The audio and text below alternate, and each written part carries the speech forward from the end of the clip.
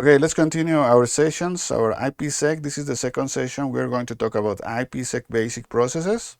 We are going to include in this session Introduction to IPSEC protocols, IQ version 1 negotiation and setup, IQ version 2 negotiation and setup, and a comparison between IQ version 1 and IQ version 2. Okay, first of all, we have already said that when setting up IPSEC between two entities, we are actually setting up two phases. Phase 1 that we are going to call the control plane, or phase 2 that we are going to call the data plane. At phase 1, we are going to exchange control packets, and at phase 2, we are going to exchange actual meaningful production data. So for instance, with phase 1, we are going to do negotiation, we are going to do key exchange in order to help the encryption protocols to work. We are going to send control packets such as dead peer detection packets. And just remember that the phase 1 is usually busy. When the IPSEC session is starting up, it is going to send a lot of packets at the start of the session, and then it is going to become silent. But it is going to become busy again when the lifetime of these tunnels expire. The phase 1 tunnel usually have an expiration lifetime of 1 day, and the phase 2 tunnel has an expiration time of 1 hour. So we are going to be exchanging keys every 1 day for the control plane and every hour for the data plane. This is useful to maintain different keys over time. Now, the phase 2 is going to move actual production data. We can be transferring routing protocol data, GRE packets if you want, production information such as database transactions, voice over IP, video over IP, HTTP, and so on. Now, each of these phases can be seen as a separate tunnel where each tunnel has security. So in order to provide security features to each tunnel, we can be running an encryption algorithm here for phase 1, a hashing algorithm here for phase 1. We are going to perform anti-replay mechanisms at phase 1, and we can be running another encryption algorithm for phase 2, a different hashing algorithm for phase 2. We are going to also be running anti-replay mechanisms at phase 2 as well.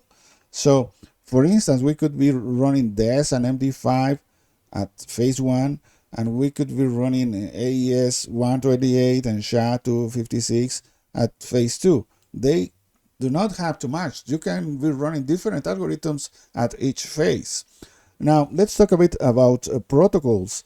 The protocol that is going to help us move packets at phase 1 is called, or is known as, the ISAKMP protocol.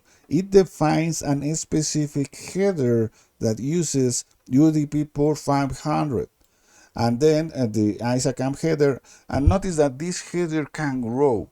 It provides a way where you use this particular field, header field, that is known as the next protocol. So the next protocol field informs the destination that there is another ISAKMP header following. So you can link several ISAKMP headers to each other to create a really large ISAKMP packet header. So the ISAKMP packet header is not fixed. It can grow. Now, 95% of vendors refer to it as the ISAKMP header. Maybe other vendors might refer to it as the IKEv header. Just be aware of that. Now, for the phase 2, we have two other headers. We have the authentication header and the encapsulation security payload header. You can actually use these headers in two ways: in the tunnel mode or transport mode. So you have tunnel mode for authentication header, and you have transfer mode for the authentication header. You have transport mode for the encapsulating security payload, and you have tunnel mode for the ESP header. The default is usually the tunnel mode. So in tunnel mode, with these IPSEC protocols, you are going to encapsulate your original packet. You're going to add a new header, a new IP header. So you're going to add a new IP header to your original packet. So that is what it is called, tunnel mode. And then you're going to see that these protocols add more information at the header. For instance, ESP adds a header and a trailer. AH only adds a header. So you have those two options. These two protocols offer different capabilities. So for instance, the authentication header can do integrity, and therefore it can do authentication of packets. Usually when you talk about integrity, you are also validating the authentication of each packet. And it also supports anti-replay mechanisms. Now, ESP can also do integrity and authentication and anti-replay.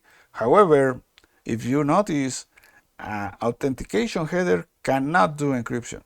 So this is a really bad point for AH, whereas ESP actually can do encryption.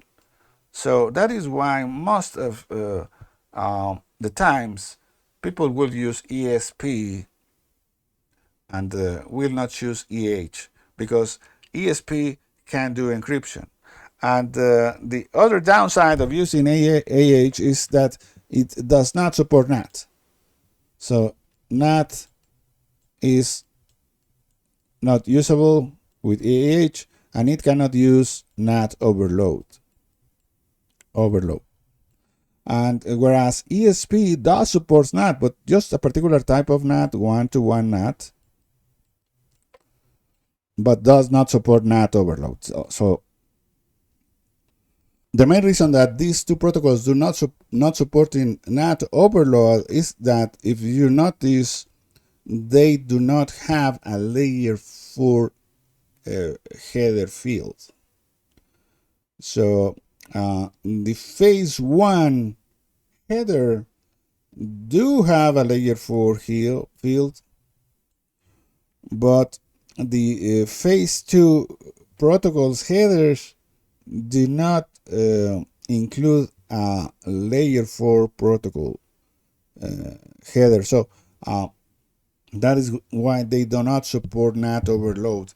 We need another way to make them support NAT overload. You can also combine AH plus ESP if you want. There are some operating systems that support combining both protocols.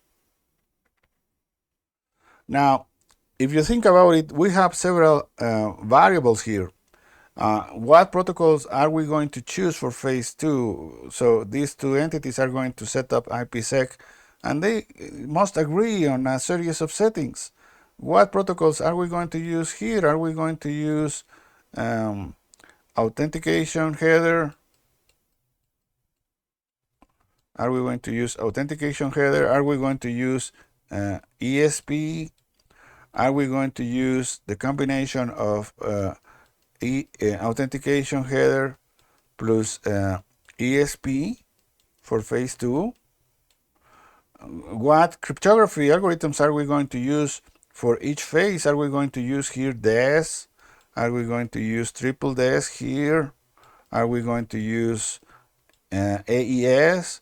Are we going to use DES here at phase 2? Are we going to use triple DES here too? So many questions. Are we going to use MD5 here as a hashing algorithms? Are we going to use SHA? The same question for phase 2. What authentication method are we going to use? Are we going to use pre-share key? Are we going to use signed certificates? Are we going to support NAT traversal for what we already said for AH and ASP? Are we going to support dead peer detection? Are we going to exchange certificate authorities, IP addresses, and information? So we need negotiation. For IPSEC, things are not written on stone. We need actually a negotiation phase.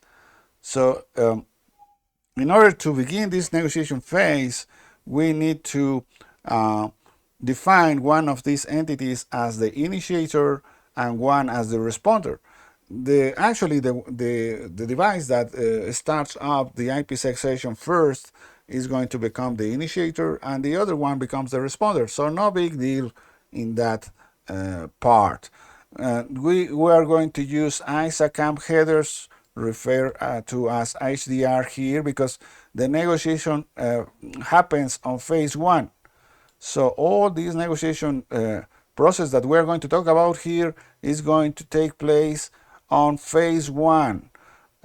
We are going to negotiate settings for phase one and phase two, but let's not get confused by that fact.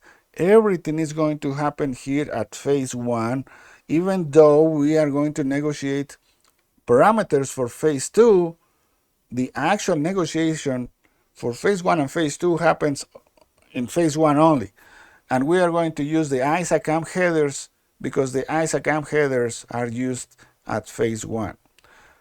Now, the initiator and the responder are going to create an ID for all of this negotiation process. So we are going to have an initiator ID. So this router here is going to create this hexadecimal number that it is also known as cookie.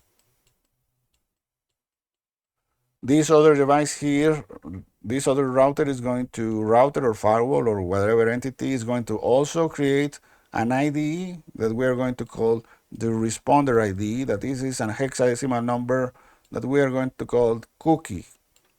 So each of them are going to create an ID for all of these to work. So let's go and see what is the process, the actual process. Now we are going to talk first about IKEv version 1 with a particular process that is known as the main mode. The main mode is going to be used to negotiate parameters for phase 1. We are talking about IKEv version 1 here. We have another process that is known as aggressive mode, also to negotiate phase 1. The main difference is that main mode uses 6 steps and aggressive mode uses 3 steps. And then for phase 2, we are going to use always, and it is only defined for phase 2, what we will call quick mode. It takes 3 steps. So we are going to see the difference now. So let's go for main mode first. So this is the first step for main mode. We're going to call it main mode 1. And we remember that we are using the ISAKMP header because all of this happens on the control plane and on the control plane. Now the first parameter that we are going to send is the ID. So the initiator ID is going to be sent. Remember that it is a cookie, it is a hexadecimal value. Then we are going to send a proposal that we are going to call the SA. It is the proposal. A proposal is a set of transforms. So we can have transform number 1, transform number 2, transform number 3, and so on, as many as you want. You have to configure them manually. Each transport is a combination of algorithms. So in this example, we have transform number 1 that says that this initiator router supports the combination of DES, MD5, Diffie-Hellman group 4. It supports pre-shared key and a lifetime of, for this control plane phase 1 of 1 day. So that will be transfer number 1 that is included in this proposal. So initiator, the initiator device also have transfer 2, so that means that it also supports this combination of algorithms. Triple S, SHA, group 14 for Diffie-Hellman, pre-share key, and a lifetime for this phase of 1 day. It is also going to send the vendor ID information in order to identify the vendor that lives here, that is running on this router or device, and a set of capabilities. It can say, for instance, I support NAT traversal in order to make ESP or AH work, or I support dead peer detection, or I support sending certificate authority list, and so on. So there is a list of capabilities there. So that will be MM1. Notice that this message travels on the clear. We are not using hashing. We are not using encryption at this moment.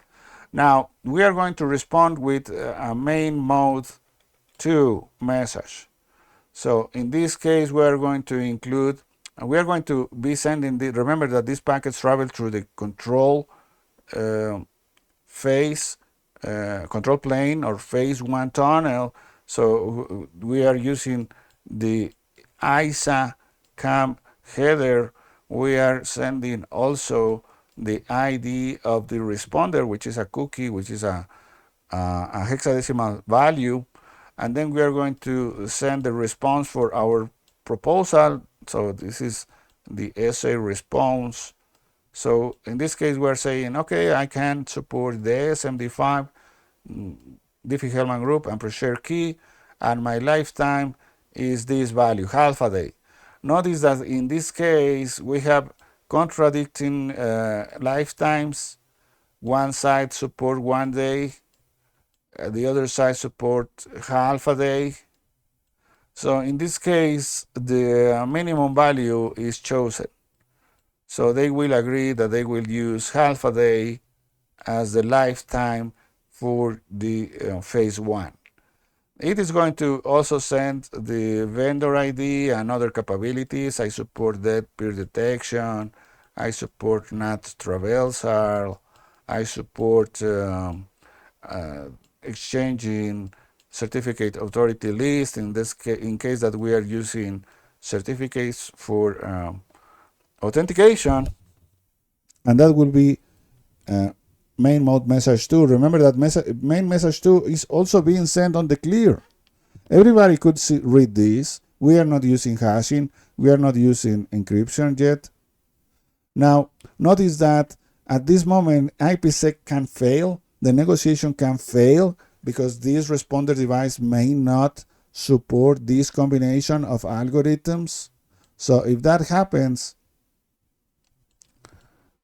the IPSEC session will not come up. So there is a point here to pay attention. This usually happens on new deployments because sometimes the administrator of this device is different than the administrator of this device.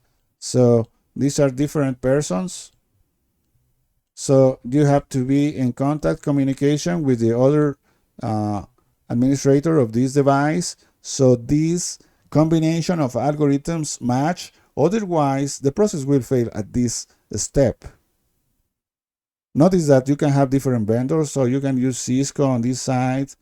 You can be configuring an AWS gateway on the other side, or maybe an Azure gateway on the other side.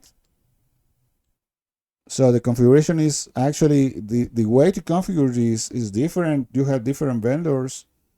You just have to make sure that this combination of algorithms match on these two devices in order to continue.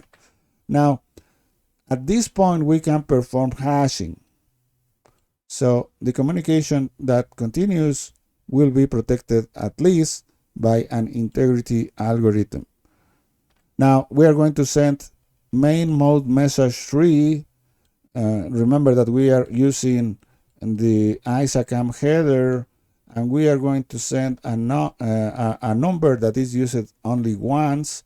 This number that is used only once is used for creating a scheme material for encryption algorithms. We are going to do key exchange with the help of Diffie-Hellman, and we are going to send other information, for instance, NAT information, in order to detect whether there is a NAT device between our entities, and we are going to send a certificate of authority list if it is needed. Now, regarding main mode message 4, we are going to receive a response. We remember that we are using the ISAKMP header. We are going to send a number that is used once. This is used in order to create keys. We are also exchanging keys. Remember that these two values help encryption, the encryption process. We can set other information, so for instance, NAT information on certificate authority list. And now, after this process, we can encrypt now. Remember that we could hash after the second message, and now after message 4, we can encrypt. So now all the information on this phase, on phase 1, from now on, will be encrypted and hashed. Now, regarding main mode message 5, we are going to be sending authentication information, and if we detected that there was a NAT issue, we are going to switch and we are going to use UDP 4500. Then the responder is going to send its authenticate information back on message 6. But notice that something can go wrong here. If the authentication fails, now the IPSEC process fails here. Remember that the first time where the process could fail was here. Now we have another point where the process can fail. Be aware of that. If, for instance, if you are using pre-share key, and in this case you are using the key foo on this side, and you have a wrong key here, for instance, bar, this is going to fail.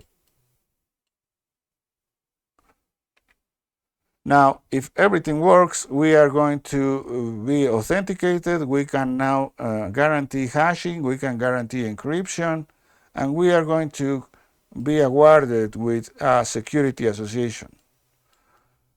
The goal of these processes is acquiring a security association. A security association is a data structure on each side that defines this tunnel. It is going to have the IP address of the peer. It is going to have what encryption algorithm are we using, what hashing algorithm are we using, and so on. So this data structure has a complete information that defines the security for this particular phase. And that is the objective of this process, acquiring a security association. Now let's go for the quick mode. These are only 3 steps.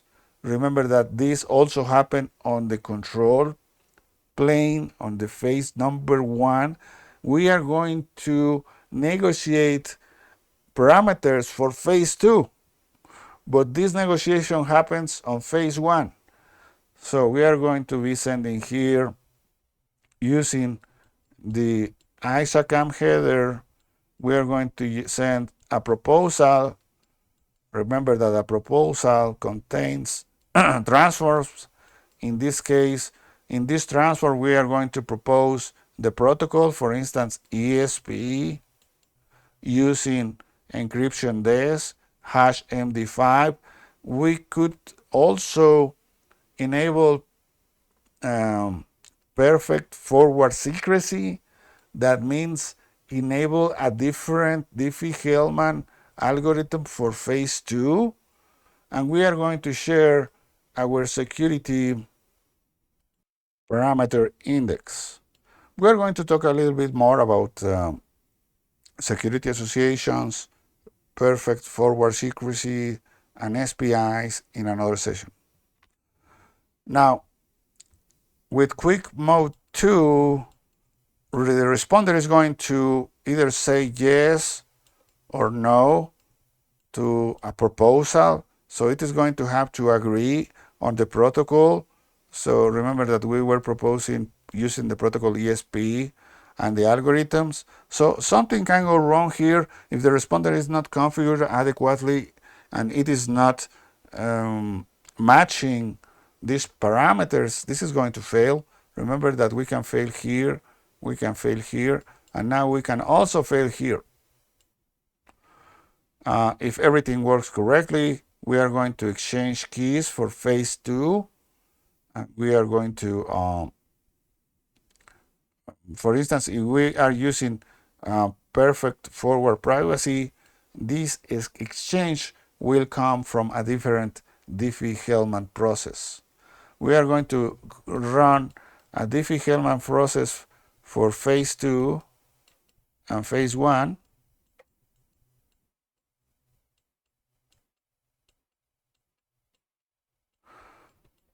Most of the times, but if we enable perfect forward privacy, we are going to be running a different Diffie-Hellman process just for phase 2. This is optional. And the last quick mode message is just an acknowledge. So in this case, we have 6 steps for main mode and 3 steps for quick mode, for a total of 9 steps for this combination for IKEv version 1. We can also go for aggressive mode, which is a faster mode for IKEv version 1. So with aggressive mode message number 1, we are going to use the ISAKMP header.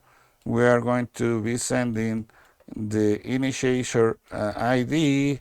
We are going to be sending a proposal. Remember that a proposal has several transforms. We are going to send the vendor ID. We are going to send a number that is used only once, and key exchange in order to start up the encryption protocol. This aggressive mode message number 1 could we say that it is the equivalent of main mode number 1 and main mode number 3. So this mode is a little bit shorter. Now aggressive mode message 2 is going to use the ISAKMP header. We are going to send the ID of the responder. We are going to send